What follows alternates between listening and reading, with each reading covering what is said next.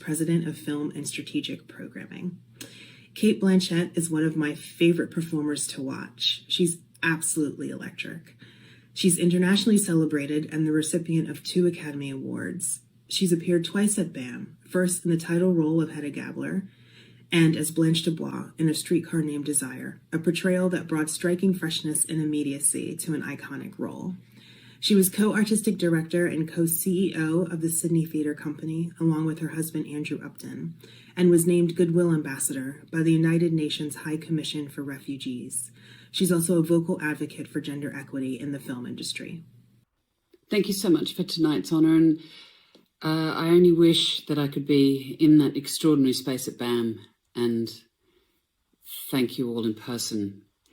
It's a great sadness to me, given the electric nature of not only the spaces at BAM, but the people who work there and move through there, the extraordinary global community that BAM has helped to connect and reconnect and continue to connect, and that it all happens out of there. That it's sad that we can't gather tonight, but I feel supremely honoured to be recognised by BAM in any way. It's had a profound influence on me creatively as an audience member. The extraordinary works of opera and dance and drama and the readings, the cinematheque, everything, every element of the BAM repertoire and vision has had a profound influence on me creatively, but also to have worked there, that we had the opportunity to re-rehearse a play there, to have Streetcar and Hedda Gabler that we brought from the City Theatre Company, was an unforgettable experience. Because, of course, it's not just that resonant space that is like no other around the world, but it's also to interface with those audiences. The audience that BAM has built up over the years, I think, is one of the most engaged, electric, clued in, adventurous audiences that I've ever had the great good fortune to perform with. Their love of cross form has obviously, as a result of generations of audience members growing up with the extraordinary offerings that BAM has given them. And I look forward to the next opportunity to be there, not only as an actor, I hope, but as an audience member. I miss it greatly, but it lives on in my memory, and I know when we emerge from this crisis, which is global, we are going to want to gather, because there is nothing like the live experience, and that is the heartbeat of BAM, and that is what BAM has to offer the city and the world. And I am honoured to have been in any way a small part of that legacy, and supremely honoured to be recognised by BAM. Thank you.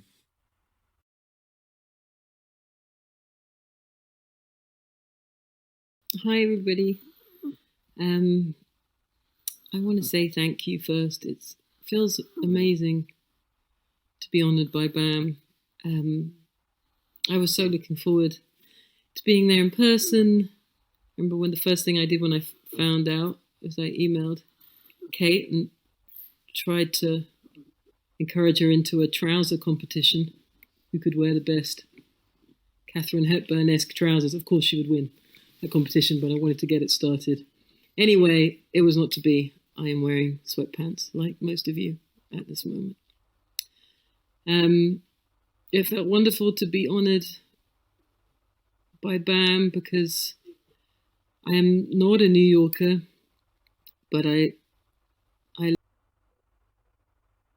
and engaging, which is what I always found in BAM. It's a place of high culture, but you never feel intimidated when you're there.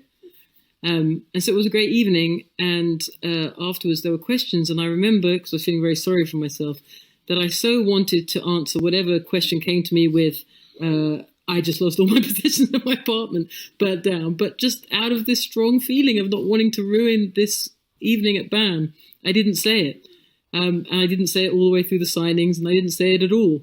And I remember that as being due to BAM itself, that I didn't want to spoil that special atmosphere you have there with my own ridiculous situation that evening. The second thing I wanted to tell you was about a night I went to see an all-black Julius Caesar there in 2013, so somewhere in Obama's second term.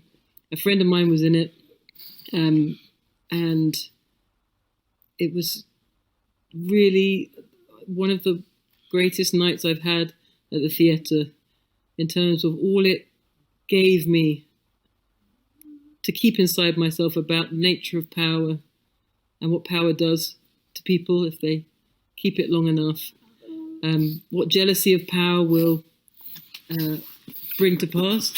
Oh, my dog just knocked the computer. And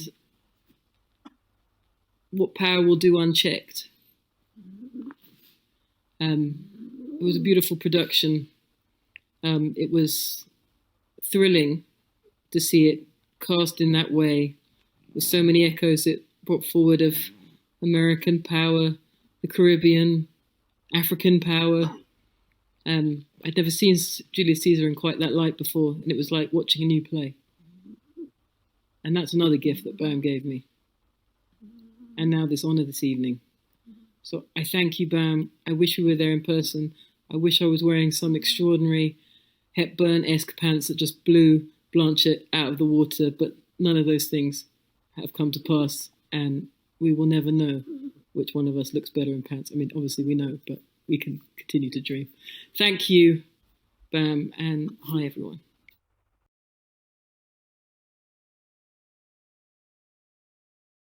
BAM, you knocked my socks off from my very first visit. The Mahabharata was baptism by fire. It left an indelible mark on my psyche, and I think at 9 hours plus it left one on my backside too. But to walk into the BAM Majestic for the first time and see all of that glorious ruin, that was the beginning of decades of joy inside those walls. Thank you for introducing me to Pina Bausch and for changing my perspective on what both dance and theater can be, could be. For the Bridge Project and for all the theater, especially all the roles Cate Blanchett has brought to the stage. For all the films, for the Dance Africas, and even for all the art torture, a term I coined years ago in your very walls.